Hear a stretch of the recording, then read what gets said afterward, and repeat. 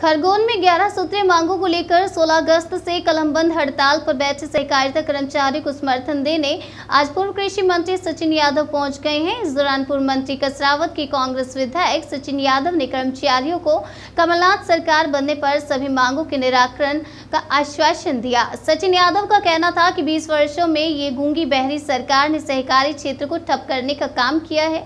सहकारी सोसाइटी से जुड़े कर्मचारी लंबे समय से जायज और भविष्य को सुरक्षित करने वाली मांग कर रहे हैं, लेकिन भाजपा सरकार ने आज तक मांग पूरी नहीं की। सरकार की सहकारी कर्मचारियों के हित में, आपको बता दें, हित विरोधी सरकार है।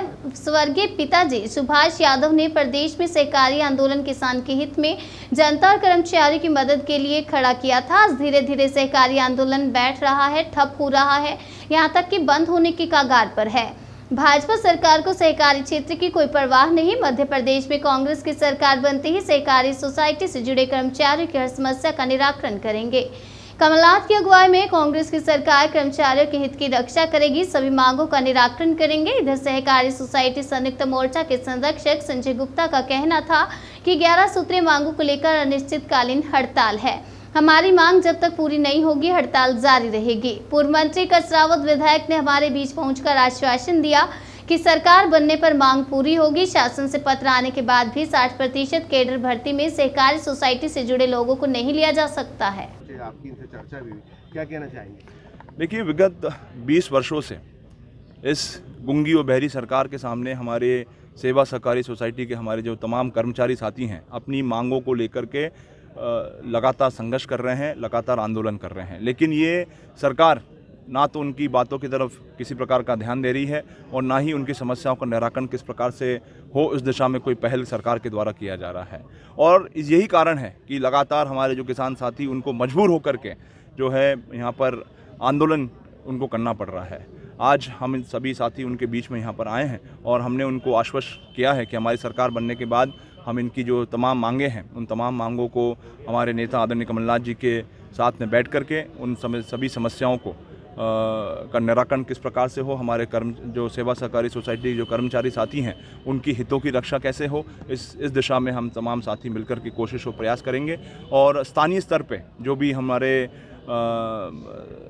साथियों से हो पाएगा हम करेंगे। हमारे नेता आदरणीय अरुण यादव जी के साथ बैठ करके भी हम चर्चा करेंगे, विचार विमर्श करेंगे और ये प्रयास करेंगे कि हमारे जो सेवा सहकारी सोसाइटी जो कि सीधे हमारे प्रदेश की 75% जो आबादी है, हमारे जो किसान साथी हैं, मजदूर साथी हैं, उनसे जुड़ी हुई है संस्था हैं। ये जो शासन की जो महत्वपूर्ण योजना है, उनका क्रियान्वयन करने की जिम्मेदारी जो हमारी सेवा सहकारी सोसाइटी के साथियों के कर्मचारियों के द्वारा की जाती है, उनके भविष्य और उनके हितों की रक्षा करने का काम जो है हम सब साथी मिलकर के करेंगे। इतना आरोप लगाया कि सरकार जो है सोसाइटी को खत्म करने का प्रयास कर रही है, निजीकरण करने का प्रयास। तो देखिए, निश्चित रूप से आप देखिए 20 वर्षों में जिस प्रकार से कांग्रेस के दौर में, स्वर्गीय पिताजी के ज़माने में हमारे जो कोऑपरेटिव आंदोलन था, उस कोऑपरेटिव आंदोलन को, उस सहकारिता के मूवमेंट को हम शीर्ष पर ले जाने का काम स्वर्गीय पिताजी के ज़माने पे हुआ था। आज ये जो संस्थाएं आप देख रहे हैं, ये सब संस्थाएं जो है कांग्रेस के ज़माने की, स्वर्गीय पिताजी के